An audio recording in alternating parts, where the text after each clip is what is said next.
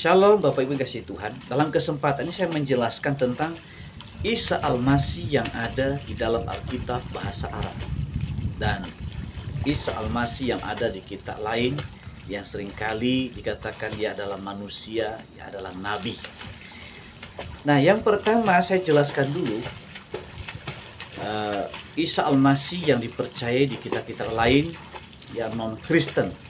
Ya, saya tidak menyebutkan agama apapun, pokoknya yang disebutkan di luar Kristen.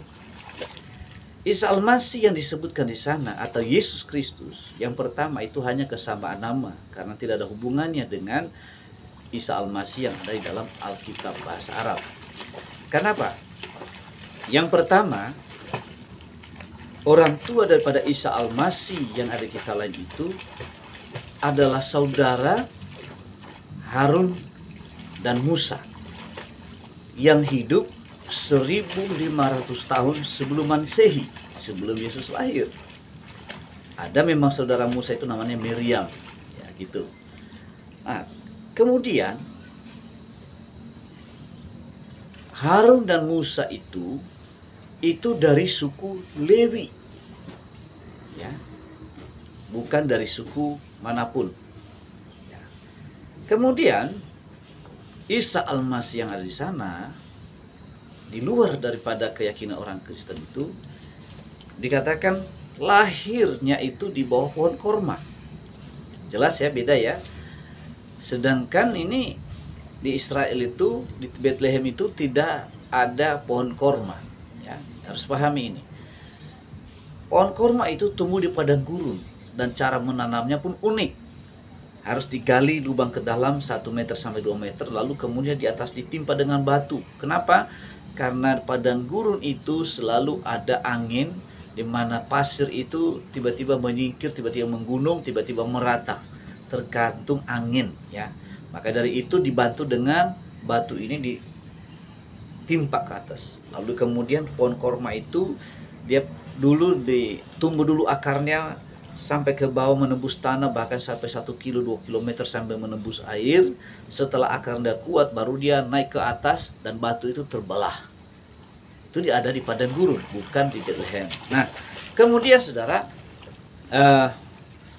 Isa Al-Masih yang dipercayai di luar non-Kristen itu adalah dia tidak disalib, tapi langsung diangkat ke surga. Yang disalib itu katakan hanyalah orang yang diserupakan yang bernama Yudas Iskariot. Itu pun juga masih beda pendapat. Ada yang mengatakan Yudas Iskariot, ya, ada yang mengatakan kaum Hawarium.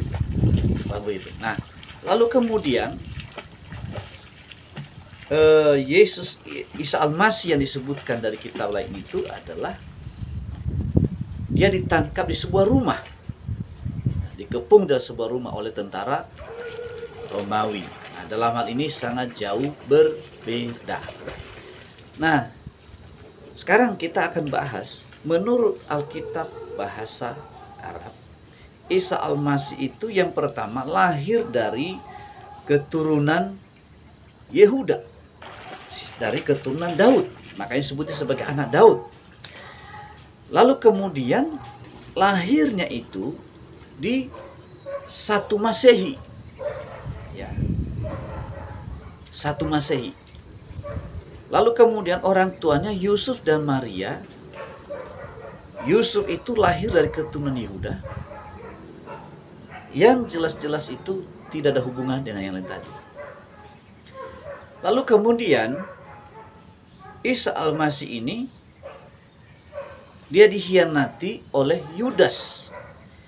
Dan Yudas ini mati dengan bunuh diri, yaitu menggantung diri, lalu kemudian perutnya pecah, keluar sebelah isi perutnya, lalu mati, dikuburkan. Bukan disalib. Ya. Kemudian Yesus itu ditangkap di Taman Getsemani, bukan rumah, jauh berbeda. Ya. Lalu kemudian Yesus itu lahir, bangkit pada hari yang ketiga. Dan setelah 40 hari kemudian, selama 40 hari itu dia menampakkan diri kepada murid-muridnya setiap hari Minggu. Makanya ibadah orang Kristen itu ibadahnya di hari Minggu, ya, bukan hari Sabtu.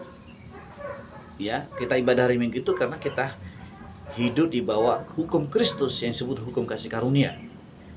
Selama 40 hari baru dia naik ke surga, disaksikan oleh para murid dan orang-orang yang percaya pada zaman itu.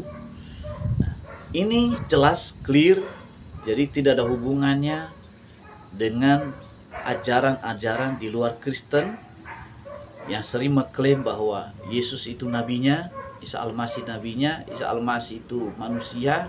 Jelas manusia itu sebut dari kitab lain. Ya, itu jelas. Nah, Yesus kemudian kalau lahirnya itu ya tadi kalau kita mau jujur sebagaimana yang tertulis dalam Alkitab dan fakta sejarah, lahir di Bethlehem di kandang domba, bukan di bawah pohon korma. Itu clear dan jelas. Ya, saya berharap orang Kristen harus bisa menjelaskan ini dan di luar Kristen juga harus memahami ini. Kita berbeda, tapi kita bersama-sama. NKRI, Pancasila, Undang-Undang Dasar 1945. Setiap kita meyakini keyakinan kita, kepercayaan kita itu bagus dan tidak perlu mengusik atau mengurus atau membahas agama lain. Terima kasih. Tuhan Yesus memberkati. Sampai ketemu di channel saya selanjutnya. Shalom.